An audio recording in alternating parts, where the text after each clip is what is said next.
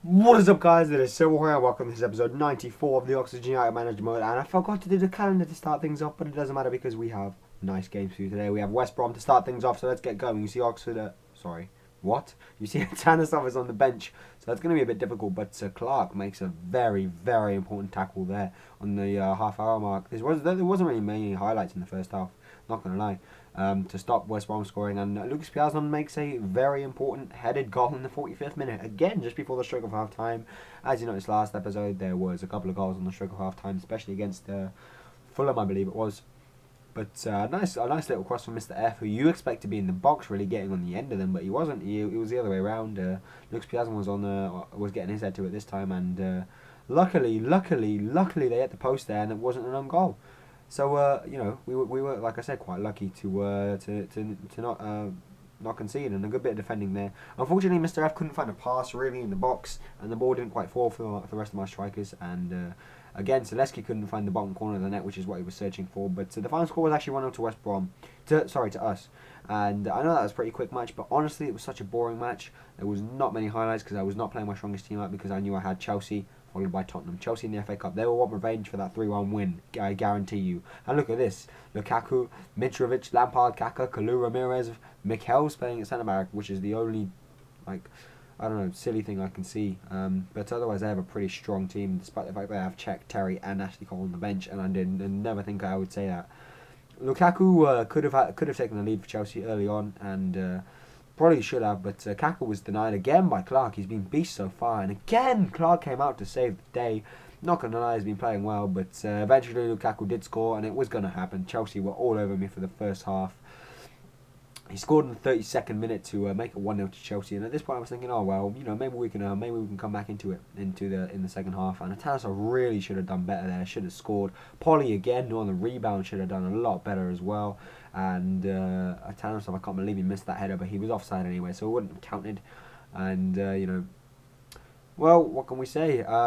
Honestly, we had the chances, just we weren't taking them really. And I made some substitutions here, and I bring off. I bring on Zaleski for Levin, and I bring on Harriet for Karen Fry, just to put some inject some pace into the midfield. And I did fuck all because Hamsik went through and scored in the 74th minute pretty instantaneously, straight after I made those substitutions. So it was now 2-0 to Chelsea, and that was actually the full-time result. So I did not fill my goal this season, which was to win the FA Cup or get to the semi-finals of it at least. I got to the quarters and then I got knocked out by Chelsea, which is a respectable thing to be knocked out. And to be honest, reaching the quarterfinals of anything is a good achievement, really, I think. So we move on to the third and final match of this episode, like you saw before, Tottenham. And oh my god, this was a goal fest. Watch this, guys. You're really going to enjoy this game, I guarantee you. Okay, again, Clark made a pretty good interception or pass or whatever that was on Parker to deny him scoring in the 9th minute. Mr. F could have taken the lead for us, but eventually Lucas Piazon did. Lucky he came off the post really and went in, and he shouldn't really be hitting the post from that angle. He had an open goal and everything, but 18-minute goal to put us into the lead. And this is not going to be the first or the last. Well, it is the first, but it's not going to be the last goal either that you see from this game today. I made it 1-0. That's the 18th minute, alright? Just watch. Okay, Bakinovic, or however you say that, he equalises for Tottenham on the 20th minute. That was a couple of minutes after we scored, right? And then look, Tom Huddleston just passes it into the empty net on the 25th minute. A really good pass from Scott Parker, I believe that was, to make it 2-1 to Spurs. And then the match kind of, got to a halt for a bit, but we did have a chance pretty minutes later with Oxlade-Chamberlain. He tried to tip over the keeper. Unfortunately, it didn't work, and it took us up into the second half for Mr. F to get a nice rebound goal.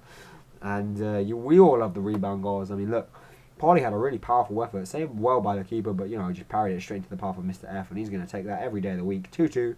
Now the game is on. Hopefully we can get another goal. Oh, fuck it, no.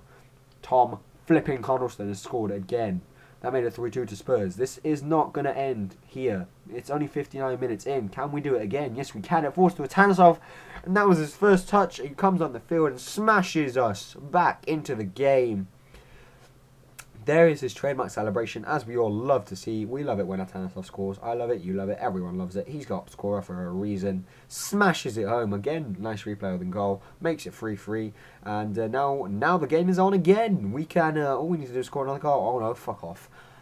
Guyan scores, or Giant, however you want to pronounce it. I made a 4-3 to Tottenham, and it was only in the 66th minute, so hold on. This is going to be a good game. Luckily, Clark saved that there, and David Louis made a very good interception. I don't know why he's playing for Tottenham, but he made a very good interception there before this Scott Parker beauty really sealed off the match really well for Tottenham. And oh my god, guys, not going to lie, the final score was 5-3 as we take a replay on this Scott Parker goal. Bang!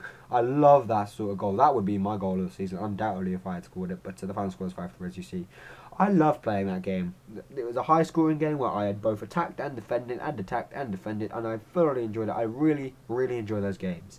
But unfortunately, that loss means that we do not carry on any points. And although we are only 1 point behind both Chelsea and Arsenal, and 2 behind Man City, so we are within 3 points of second place, I don't think we're going to achieve it anytime soon because we've already played those teams. So anyway, guys, thanks for watching, and come back next episode. Bye!